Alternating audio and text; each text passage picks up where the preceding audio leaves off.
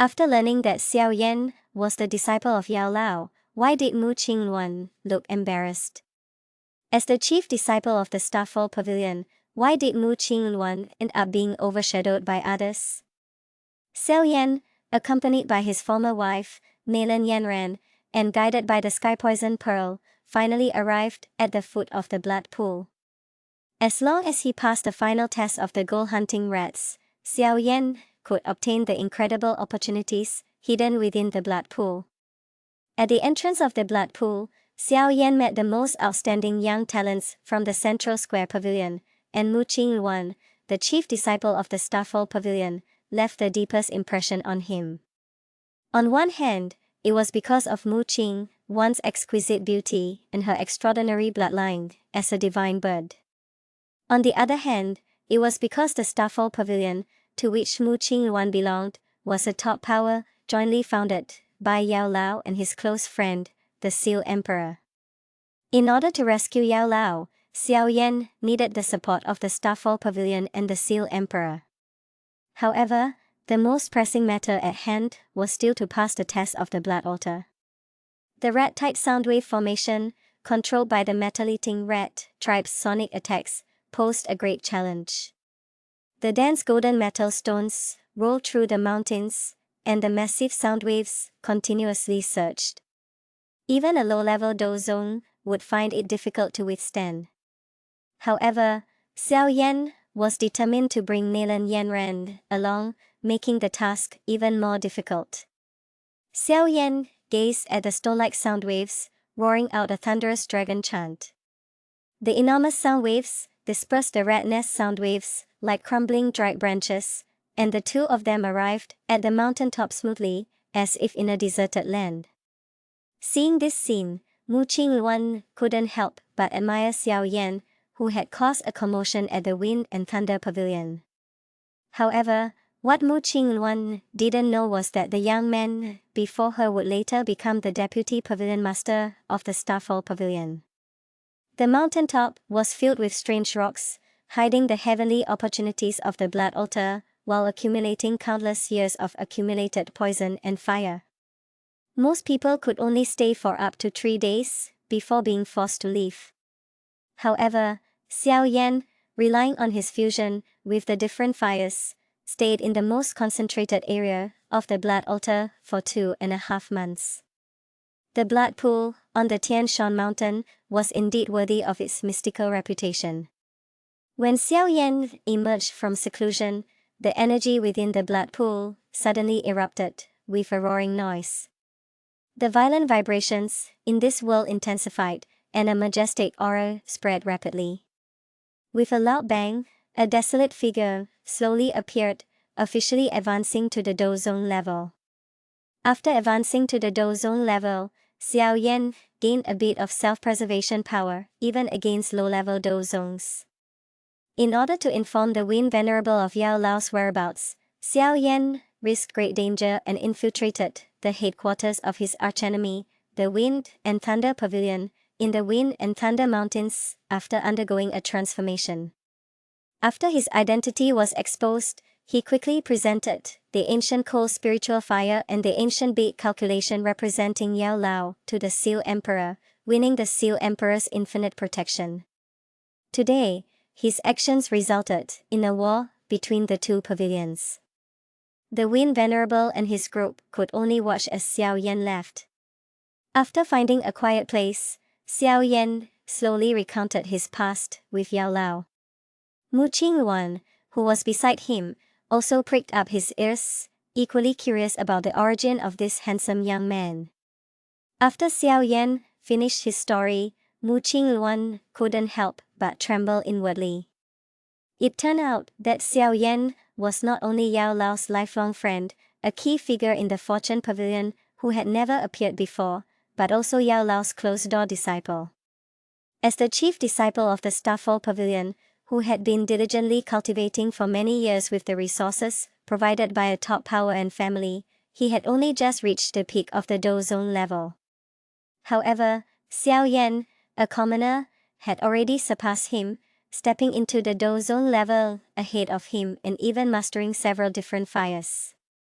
This made the originally proud Mu Qingluan blush uncontrollably. From then on, his status as the chief disciple was bound to change hands.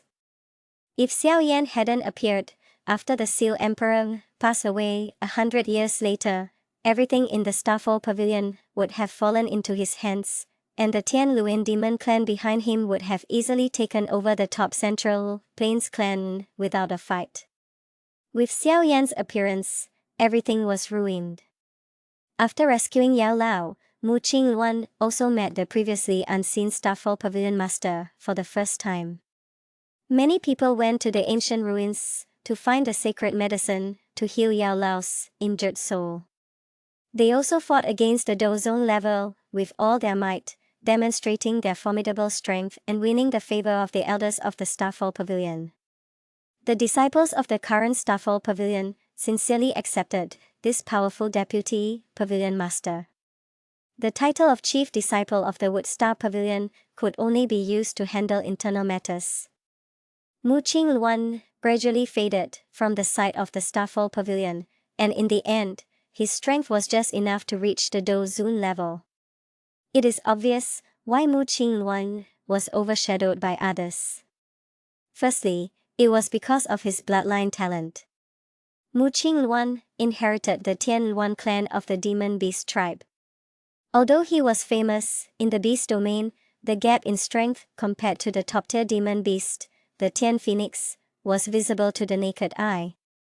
This was also why, as a demon beast, he was weaker than a human race member in the clan, the Wood Star Wolf, because although the Wood Star Wolf's bloodline had some inherent advantages, it was definitely not the best talent among the Tianluan clan.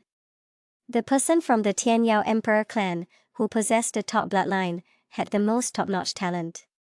The clan would never acknowledge joining human forces, but would remain in the clan for a peaceful cultivation.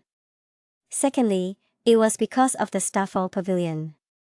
The Starfall Pavilion was undoubtedly the leader of the four square pavilions before Yao Lao was attacked by Han Feng. However, since Yao Lao disappeared, the Starfall Pavilion was on the verge of collapse, with its power constantly shrinking and its influence in various places in Zhongzhou diminishing visibly. With only the Seal Emperor controlling such a huge business alone, the weakness of the Starfall Pavilion affected all the disciples. Thirdly, it was because of Xiao Yan's new disciple, Yu Quan. Among the third-generation disciples of the Starfall Pavilion, Yu Quan was the most outstanding. He stepped into the Do 1 level before the age of 17, showing his lack of talent. Yao Lao valued Yu Quan's talent and asked Xiao Yan to take him as a disciple. Yu Quan became a hot figure among the third-generation disciples overnight. His current status naturally fell far short, without getting the tilted resources. The speed of his cultivation slowed down, and he eventually faded away from the public eye. Why would the Central Plains families, who are full of fighting energy, send their talented members to the Canaan Academy for cultivation? Firstly, most of the families with talented members in the Canaan Academy are not too powerful. After all, the ancient 8 clans and other major forces have their own heritage, so there is no need for the talented members of these families to go to the Canaan Academy for cultivation. The talents of those small families are only average in Zhongzhou.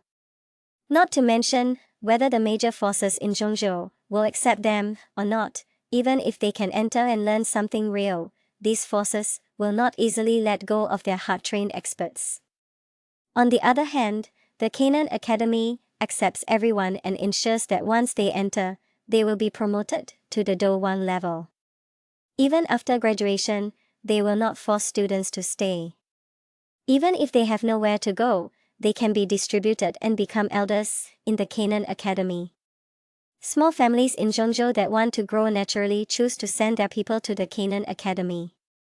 Secondly, the competition in Zhongzhou is too fierce. Although Zhongzhou is vast and abundant in resources, the difficulty of competing for these opportunities will also be greater. After all, those talents from major families are like monsters. When these people from small families compete with them, not to mention whether they can get the opportunities, it's good enough if they can keep their lives in the end. Imagine if Han Fei appeared in the animation, what scenes would unfold? His confrontations with other strong individuals would surely be more intense and exciting, keeping the audience on the edge of their seats. And his display of strength and wisdom in battles would undoubtedly satisfy the viewers. Unfortunately, for now, we cannot witness this scene in the animation.